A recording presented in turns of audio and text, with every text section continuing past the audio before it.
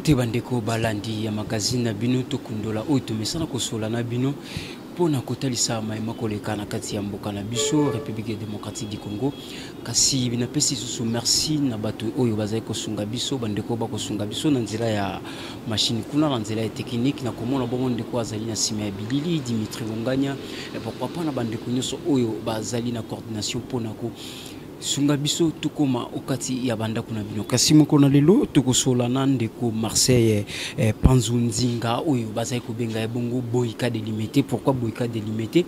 Toko découvrir ye toko yeba ye pourquoi azali moko pe ya ba candidat provincial bongo oyo na maponomi oyo ezali ko yapo na le 23 décembre kasi azali moko ya parti ya IDPS qui basa maliba nde tokomeka kosola na na moko na lelo kasi tokosenga na bino mingi lokola bobo mesano bosa abonné mingi na kati ya Dimitri na Bonganya TV et pourquoi pas na lisanga ya bana Congo TV nde pona kozwa masolo nyonso oyo etali makambo oyo ekoleka na kati ya ekolo na biso kasi bongo tokopesa déjà mbote na ndeko Marseille Panzu Nzinga Boyka délimité. Mbote na yo ndeko na sepeli koya na yo wana permanence na biso na siège ya UDPS Kibasa eze sengo monene pona jeunesse mobimba ya UDPS Kibasa et puis pona jeunesse congolaise de manière générale parce que toza awa pona ko éclairer ko pesa coup de torche par rapport à makambo zo le kanambo kanabiso ezali droit pour na bino population ya koyeba yango eza devoir pour na biso en tant qu'acteur politique. Merci.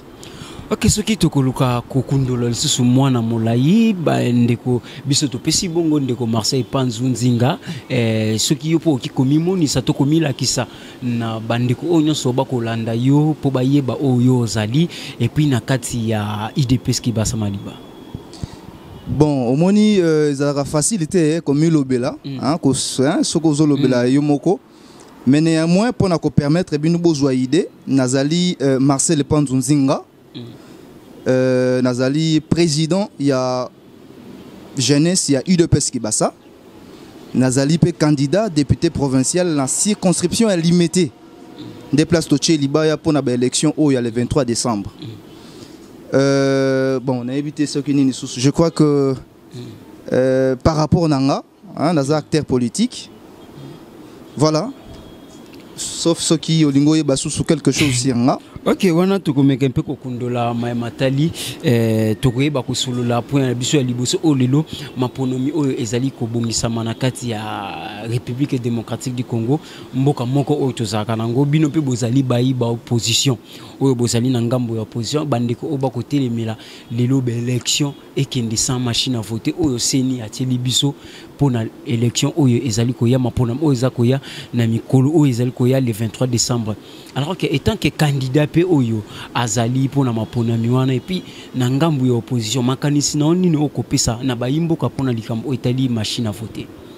Ndeko d'abord na pesio matondo mingi na ndenge oyi parce que na comprendre que oza investigateur oza journaliste ozo luka ba vraie information pour la population bazala éclairer.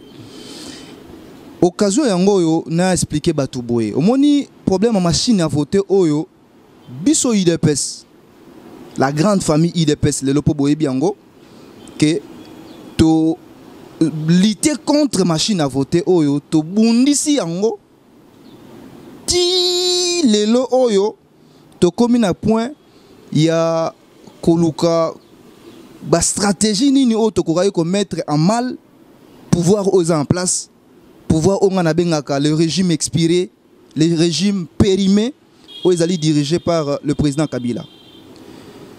Situation ils allaient boyer par rapport à la machine oyo.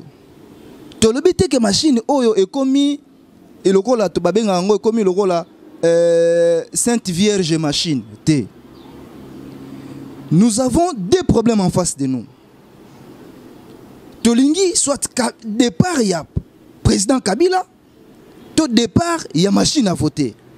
Parce que le problème à machine à voter est attirer attention à biso nyonso. Mutu nyonso tozan na regard sur la machine à voter. To bosani vrai problème. Ndeko, vrai problème ya Congo ezali Kabila. Ezali président Kabila. y a les vrais problèmes du Congo, la souffrance du Congo. Parce que tout le monde a un blocage de commune awa, manque de volonté à organiser des élections, paupérisation, souffrance, clochardisation à peuple. Le problème, c'est le président Kabila. Le problème, la machine, c'est que l'élément moko ya mukie. Pour nous attaquer le problème, batakaka ba cause, batakaka nini te ba effet nango te ba conséquence te batakaka cause. Tolobi boye biso IDPS. Surtout na niveau ya IDPS qui basa. Tolobi boye.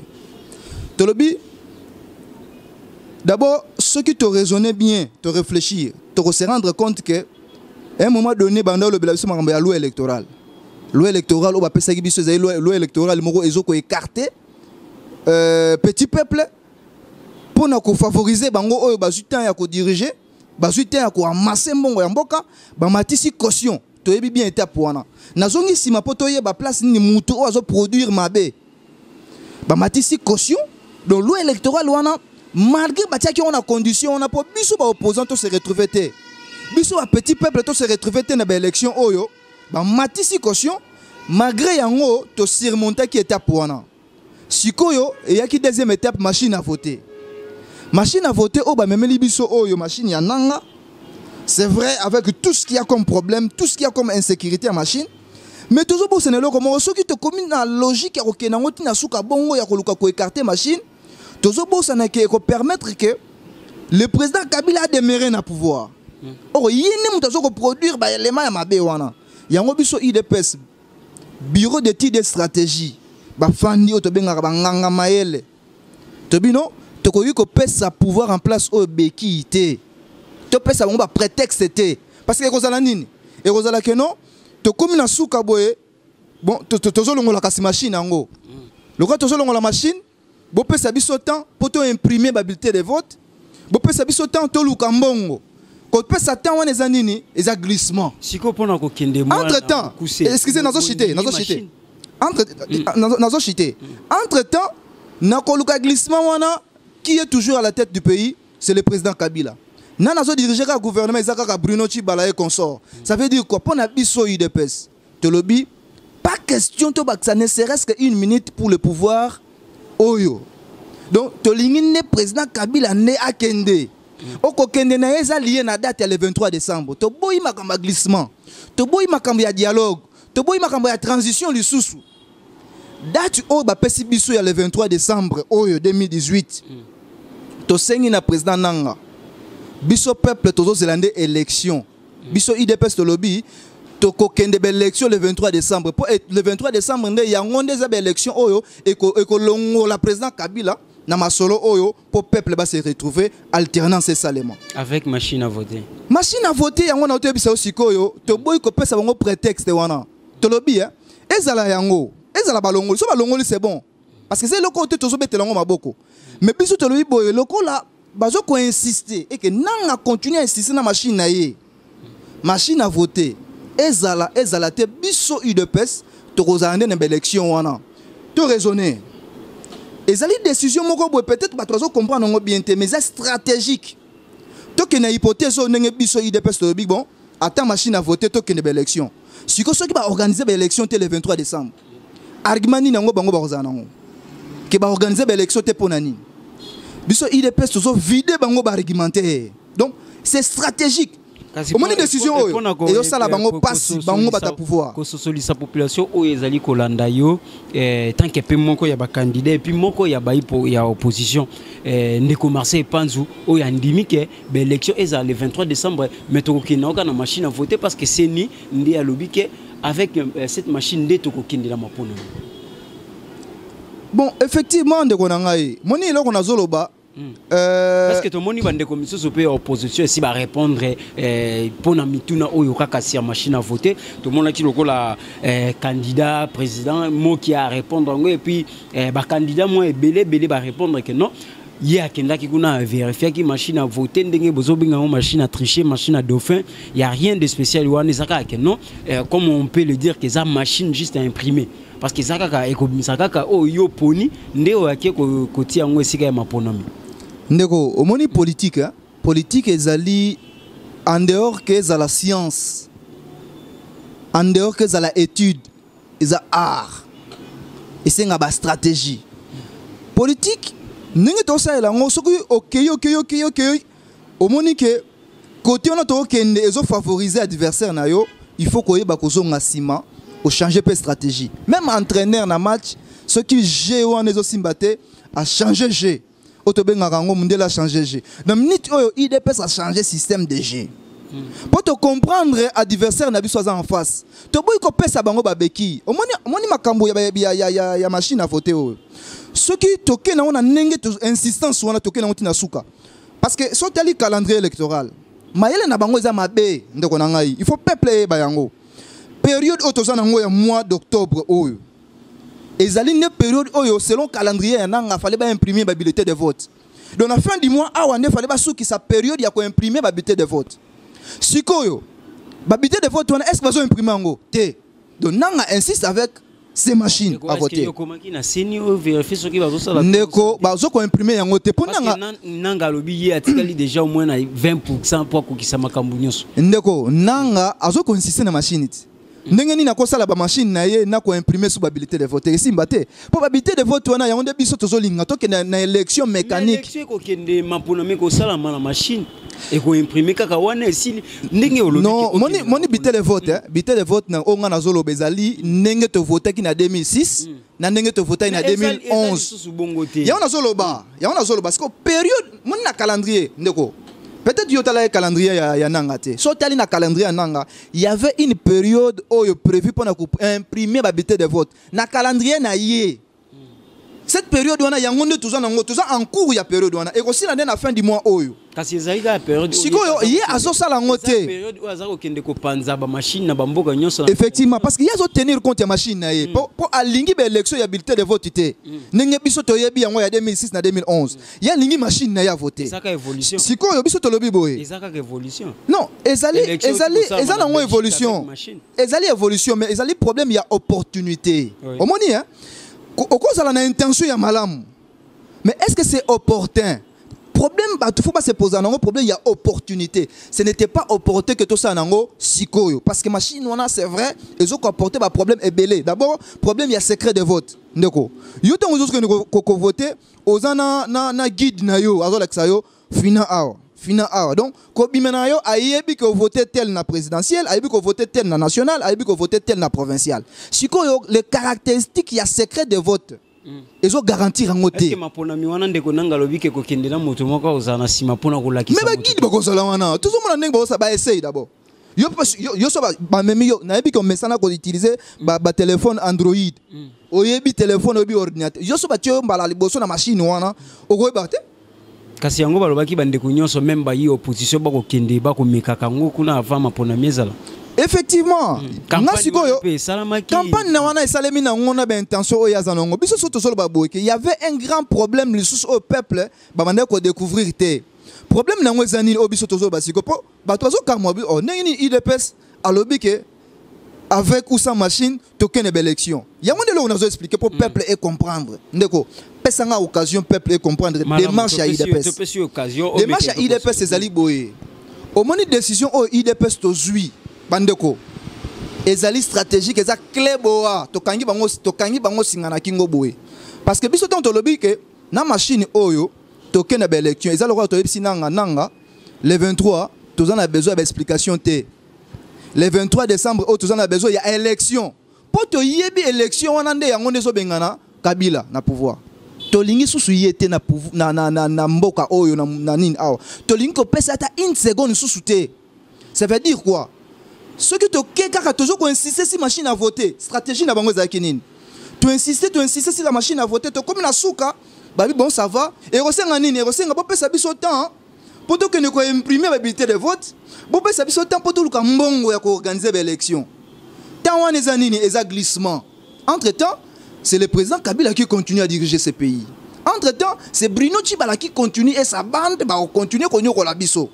Biso so to comprendre ngo banganga mayele ya IDPS ba fandi ba stratège habité to ko pesa bango ata une seconde te to sa nini to kebe élection pour élection ça le mandat le 23 to lingi glissement sous te lelo ezali alternance seulement ce que stratégie à combattre machine à voter on a to ba fraude dans les années ba stratégie c'est belé mais entre autres oh ils ont un secret de polichinelle ils ont secret d'état ils allaient préparer ba témoin tous on a ba témoin na ba bureau nyonso de vote et qu'on minimiser ben intention il y a la tricherie au bazanango mais ce qui est important pouvoir oyo et ça nini ekende to ligne élection to dans la logique à boycotter ba sali bon pour pousser biso na boycott ba bien non est-ce que oyebi que to landa ki son moko boye réunion mo basala ki na hôtel du fleuve bazala ki na nanga na kati bazali na Henri Mova sakanya na kati bazali na Obemina kuna kati basali réunion moko boye pona ko bimisa que non voilà ba ko tricher na machine et puis ça là nini son moko boye bimaki etambola na ba réseaux sociaux. Ndeko, est-ce que ça a une stratégie na bango te ba bimisa son wana élément sonore wana? Est-ce que si tu yoka ke ba sanctionner mutu abimisa ke élément sonore wana? Pour te yebi bien que baza na sécurité na maboko na bango, baza na police na maboko na bango, baza na bato bazo gérer. Bon c'est vrai que bako gérer totalement ba réseaux sociaux mais na ndenge na yebi ba matériel o baza na on niveau à police bako ko yeba mutu o abimisa ke élément sonore wana. To yoka te ba sanctionner toyoka peut-être que baluka kiye babimisa ki on encore pour pousser batou to kende to inango et puis et même bat na boycott to yebi stratégie na bango boycott pour bazo lukande glissement président Kabila continue ko demeurer na pouvoir bo pesi biso date le 23 décembre biso tozo te la binonde le 23 décembre to binanga bo machine na yo bando préparer hein pesa biso machine wana pesa biso élection. Ok, merci Ndeko Marcel. Pour baza peut prêter, hein? Baza peut prêter à organiser l'élection, oui, on dengue autiko sosolisa na population nyonso par rapport à machine à voter ou machine à imprimante. Ezali ko bomisa mapona maponami ezali ko ya na mikolo ya lobi kasi Ndeko Marcel panzuto IDPS qui va samali ba lobi.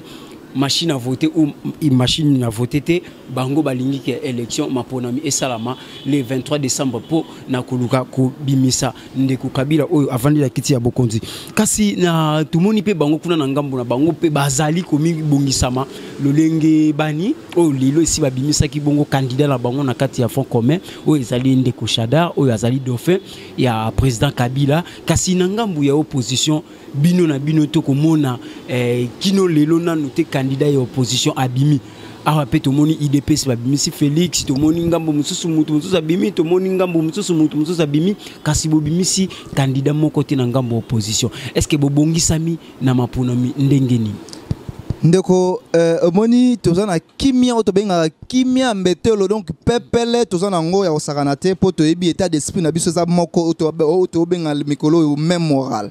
Mon opposition. Vous avez que l'élection ça kambala moko. Ndeko. Exact premier tour, na deuxième tour. Ndeko. Est-ce que ezana bato baza beaucoup plus conscient to ba yebi vraiment ba conséquences na ba méfait ba nini nyonso ba avantage to yebi qu'est-ce que les élections biso IDPS. Bo yebi histoire répartie. Je ne vais pas ici rappeler na bato benga biso fille aînée de l'opposition. Ça veut dire s'il y a des gens beaucoup plus avertis. Nous sommes avertis. Nous savons ce que nous sommes en train de faire. Et nous avons remercié Koutou, bonne fois, Oyozoko animé, leader Nyonso et opposition, Oyoyebi, Chairman Jean-Pierre Bemba, Soteli Kuna Moïse Katumbi, Otali Boé Adolphe Mouzito, Martin Fayoulou. Peu importe. Et ça, combat politique. Politique, on ne perd jamais. Même à Tarzaki Deshi, tu n'as pas perdu. C'est une expérience. En politique, il faut capitaliser l'échec ou candidat commet un processus. Boyo qui rendez-vous na biso Afrique du Sud. Et là on a le banano ezalaki moni après meeting wana ba pesa ki programme. Ba bino ba leader tout ba sangana poto bimisa programme commun. Avant to comme on a candidat commun, il faut un programme commun. Programme wana ezali banganga nyoso mayele wana ba leader nyoso wana. Na ba Vital Kamerhe y compris pour natanga ki eto katayenga maloba. Et comme on a bossé ni président Vital Kamerhe. Ba leader tout wana ya opposition lelo. Ba sangani ngonde ko Gabriel mo ki apotangite. Te na otanga na tanga pourquoi? Il est pas en opposition. Te. Opposition ezalité que ça aussi déclaration. Ça se déclare pas. Être opposant ne se déclare pas. Ça se constate. Hein? C'est-à-dire peuple bazotala ba geste na yo, ba faisait geste maloba na yo, na ba acte oyo opposé. Kasi mana epe benga ka epe opposant moi na mboka Gabriel Mokia oyo atelemelaka pouvoir en place tango nyonso. Kasi to moni bongo ndeko Marseille Panzu ya na kati ya opposition. Nabi ndeko na ngai, wana vient na biso ya Barumbu, to yebi vie na dextérité na ye azalaka nango, il y a réflexion et tout, mais lelo au regard il y a makambu ba acte oyo opposé.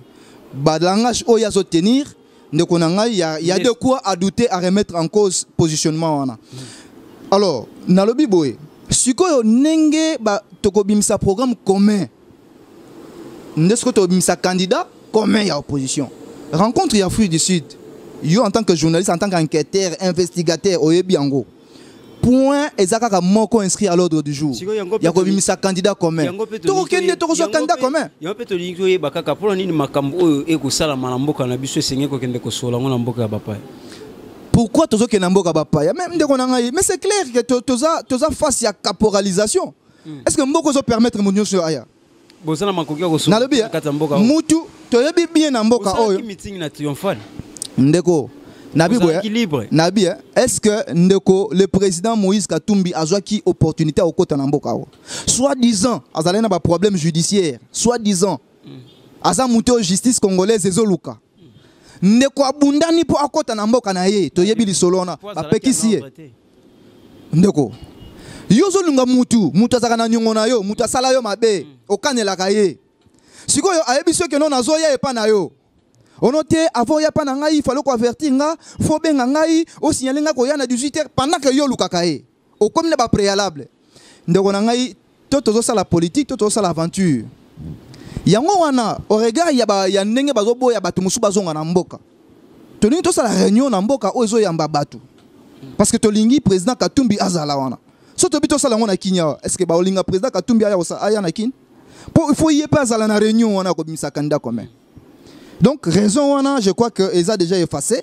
Pour bango, mitema mabe na bango, caporalisation, dictature au bazanango, ils ont permettre aux Congolais à kende à sala au babengaka aller et retour à s'évacuer à tambola librement, à circuler librement dans Bokanae. Donc, il y a un choix, il y a kozala ezala libanda pour batutu. Autres considérés comme leader de l'opposition, Bazala, Tobimsa candidat commun, candidat Wanande pour faire en face, na Obango à représenter, Tokena élection le 23.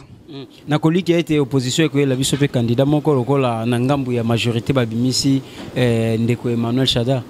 Effectivement. Effectivement, démarche, on a dit que point. Ndeko Félixité, Ndeko Kamérité. Bon, mon leader n'est pas en Afrique du Sud, il faut réfléchir pour un candidat commun. Mais biso déjà, il est peu ce qui bat ça.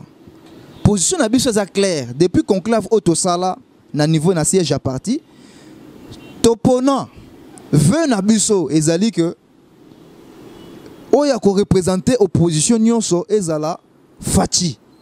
Félix Antoine Tshisekedi. Ça c'est le souhait, c'est le vœu, il y a eu de peu ce qui bat ça. Position na biso ya ngwana. Mais en tant que politique, toyebi bien, na ba négociation, na ba démarche politique, par moment, ba concession ezalaka, par moment, ba équipe ezalaka. Ezali discussion ba ngosala nango, mais néanmoins, position na biso parce que yo tuninga question wana, même ngat na minute au souci nanga, veut nanga ezali que candidat commun ezala Félix. Parce que nazo ko estimer. Mais c'est de bonnes guerres, naturellement, parce que azali congolais ou azana ba ambition. Mais nakoli ki eteke o monte boko kabula ba voix. Bango kuna siko bazana candidat moko o bakopesa ba voix na bango nyonso. Non, mon na minute oyo ya on déplace ba bengaka grandeur. Non, mon na niveau oyo. Na niveau oyo on déplace siko yo senga grandeur d'esprit. Tant que comme la démarche ya koluka candidat commun, ça veut dire que yo azali leader, o azali leader, o azali leader. Nabi ndeko. Blo mususu c'est vrai. On a raison. 60 jours. Mais 60 jours on a comme ça candidat commun, est-ce que tout ça en retard? Parce que candidat commun, les candidats au bisogno de rebattre campagne pour naïe, au nom il y a opposition, au nom il y a peuple congolais nyonso. Si quoi yo? Mais Moussala ou yazo sala. Mais est-ce que vous avez que Zali au babenga tempête dans un verre d'eau? Ndeko nangai. D'abord, excusez pour comment bazo benga mikolo eza boika. Boika. Effectivement, parce que boika a sous-estimé ba adversaire na été. Yangwana Boyika. Boyika zali artère ya cinéma. Spécialiste des arts martiaux qui ne sous-estime pas ses adversaires. Lorsqu'il faut cogner, il cogne. Yango monenga nanenga mabete même na ba réunion ba jeunesse au tout ça la on a parti. Na bi sarabango to koka ko sous-estimer ba adversaire te na sous-estimer ka chadarité. Dès lors qu'à se pointer comme adversaire, il faut te prendre au sérieux, te cogner sérieusement. Pour te dire que c'est un traîneur de casserole à commettre des erreurs politiques et belé. Oyo, Congolais, mon côté, à permettre à cause de la fière que le président de la République est là, Chadari. Je serais très moins fier d'être Congolais ce jour-là. Parce que, tout comme la président de la République, a encouragé l'immoralité. Bah, fini maman na yo, pesons ça maman na yo. Ça, c'est quelle éducation pour nous? C'est-à-dire, ça, ce n'est même pas un modèle pour nous jeunes aujourd'hui. Et que, na Congo, Congo, il y a grandeur. Ce n'est pas intéressant aux en président le rôle. Aucun concert, moko boye, bimisi mbongo, aux autres musiciens, aux autres tangana ba chiffres, na ba nini. Donc, c'est-à-dire, cette légèreté-là, ce n'est pas bon au plus haut sommet de l'État. Ça, c'est pas un problème. Ezali tempête dans un verre d'eau. Tokotanga lokola bandeko ba Francis Kalombo pe bazalaka na ba musicien bakatumbi bazalaka na bango bandeko Kamere bayemba bango na ba musicien lelo pe bazana na opposition tant bazalaka na majorité c'était bon mais lelo na opposition boyambi bango na kimia ndeko omoni contexte on a zolo beleza contexte ya sommet de l'État cause la président de la République il faut moi ba sens moko boya moralité faut ezala très élevé sens ya grandeur même yo cause la très moins fier que le président Nayo est allé na sens de immoralité ce n'est pas intéressant. Moi je sais que eloko wana Congolais tout est bien haut. Na province tout est bien haut. Yebisangai lelo na province nini ya Congo. Oyo to ko espérer que bango ba gagner biso. Exacté. So que na Congo central chez moi dans ma province d'origine, na Congo central. Au Tamboli père d'azo battre record. Ndeko na azo battre record na ko implanter. Na ko somba ba siège, na ko tia peinture jaune, na ko tia ba drapeau, azo battre na record. A tia ba peinture na yé, ba décorer, ba drapeau zo pepa, même attend na mboka ya 10 personnes, zo mona drapeau, zo pepa, zo battre record. Mais mon problème est ça problème ya conscience, état d'esprit ya congolais lelo. Soko tuni tamola na micro na yo zali journaliste ya monene na Congo central na Mwanda précisément, oyebi yango makambo nga na zoloba. Oko kendene na ba Mwanda ka wana. Okoti na ba quartier lokola ba Kinsi soto yebi ba Kinsaku. OK na ba pika pene na ba bua manukuna. Otuni mututu azana besoin Kabila akende atika place na nouvelle génération il y a au bazana na nini ya ba ko défendre le progrès social. Lutte ya UDPS depuis 82.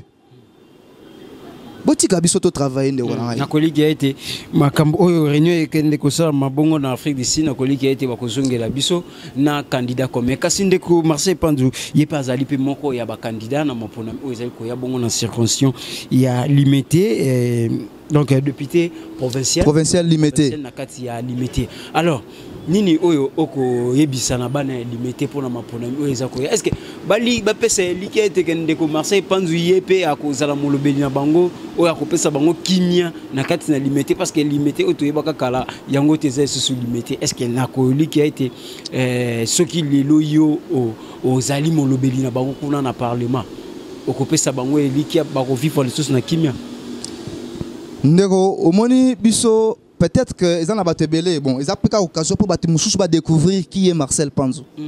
Au moment nous sommes de ceux-là où tous en la langue n'a pas jeté. Ok, il place mon roboé, au tigali qui monga, aux autres la bakambu, aux autres soni koloba, aux autres soni ko défendre batu. Ndeko, moi na combat auto mené politiquement. Est-ce que vous savez que c'est pas plus de 3 fois nous avons été arrêtés nous autres. Jour liboso akanga biso liboso ya permanence awa to bimi wana ezangina président national na biso Augustin Kibasa Maliba. Le 30 novembre to bimi poto marché bakanga biso place wana na cadre ka état d'esprit ya combat poto défendre mboka na cadre ya ko réveiller conscience abatu. Le 23 décembre année passée enlevé, je vous dis, j'étais enlevé. Na l'excellent Noël na bani na bango wana. Na bakasho na bango pour na combat et puis on est avec sensibilisation pour na somba ba siffler na bengisi batu ba jeune boya ko siffler na permanence, c'est pour cela que nous avons été enlevés. Tala degré. Lelo bana limité. Daebi Marcel Panzou. Depuis la structure autosala to banda da défendre bango banda kala structure autosala, il y a les amis du savoir. To défendre déjà bango na ba instance ebelé. Bana sokopa ba yebiango, bana grand monde ba yebiango. Bana funa bana mombele parce que sikoyo na mnitio boye tchadien. Donc na Tchad, na mombele. Donc base tout ba yebi et puis équipe tout yebi. Pour ba tout ba soutenir candidature nanga, to benga bango ba coach de Boyka. Ponga moko Boyka. De athlète politique na bango na zana pointe. On ne va pas pardonner, on ne va pas négliger quelque chose. Toko défendre bango tina suka. Moni makamba limité ndeko na ngai. So tali limité industriel. Na kokende kalaté po to yebi ke pillage salemaki.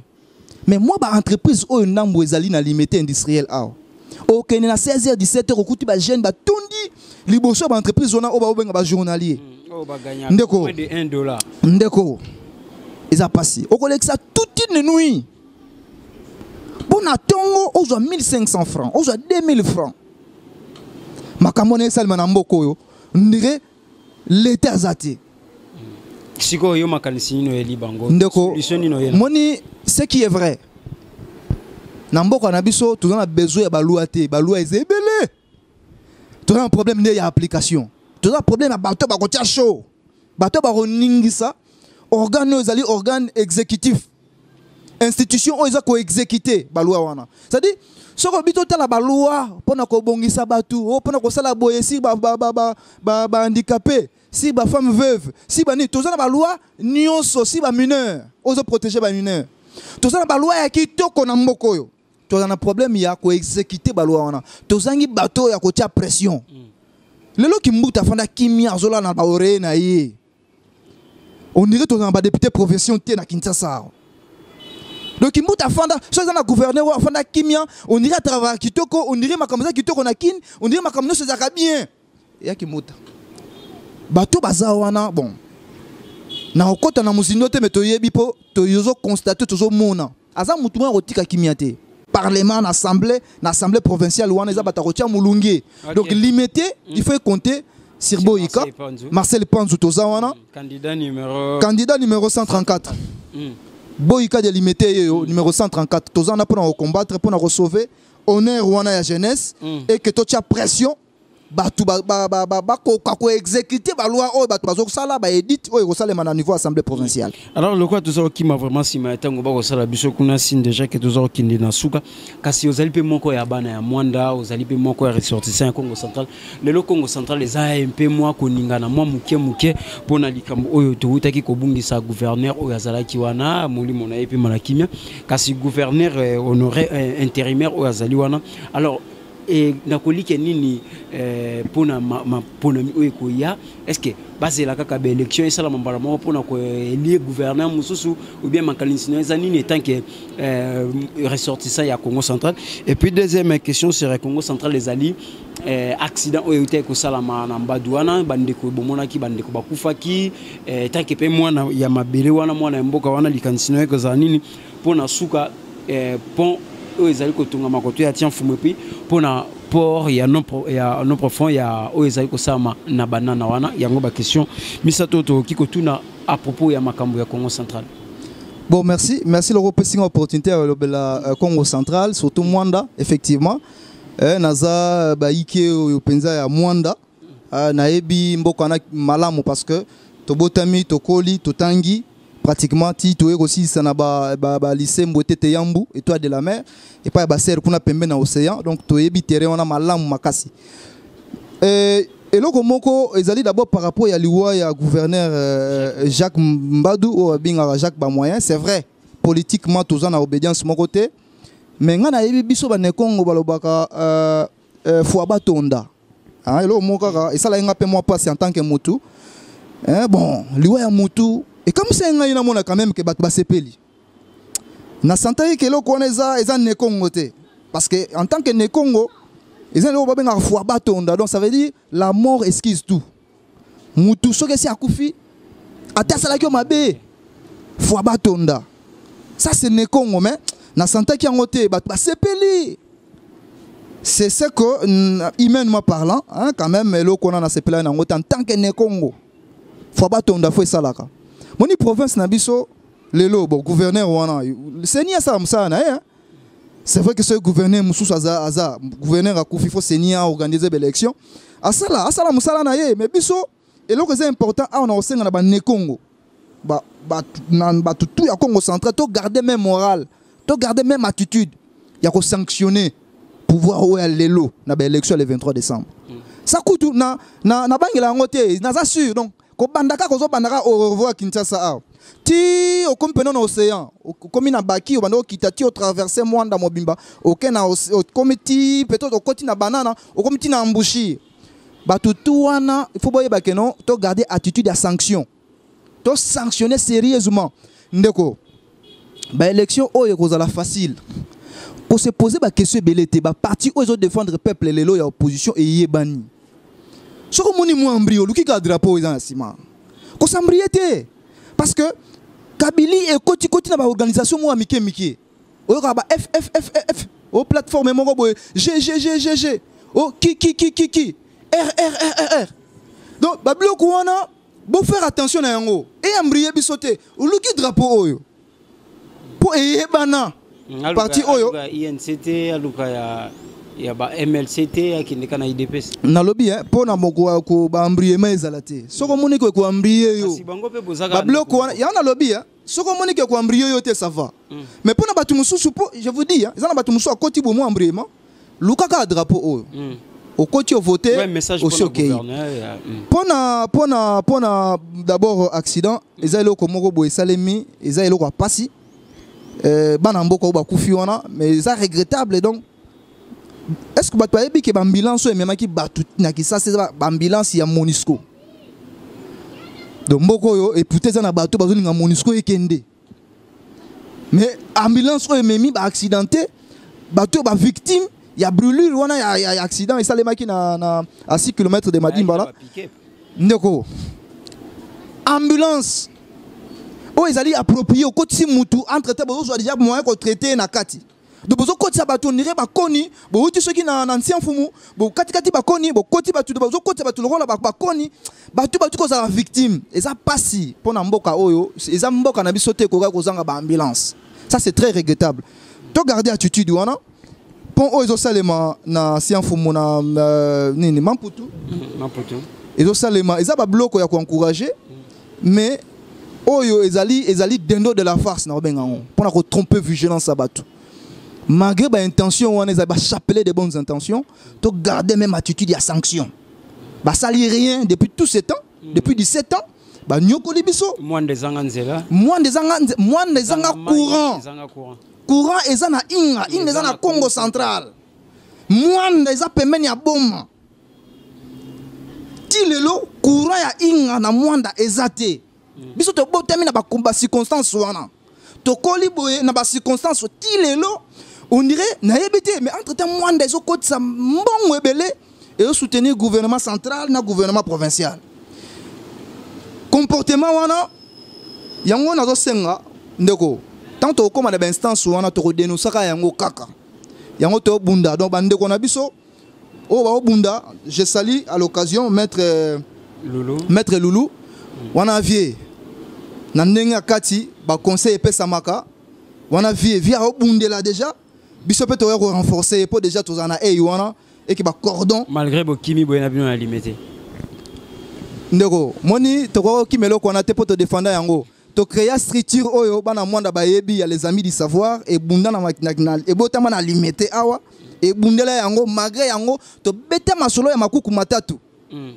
bana mwanda ba yoka yango babili ka mwana ndi yango bazoluka baboya yango na kata mwanda makuku matatu bon eza philosophie hein eza philosophie mais je crois que makuku matatu pour na perception na nga eza union fait la force photo sangana nde parce que ce que des briques et créer des équilibres.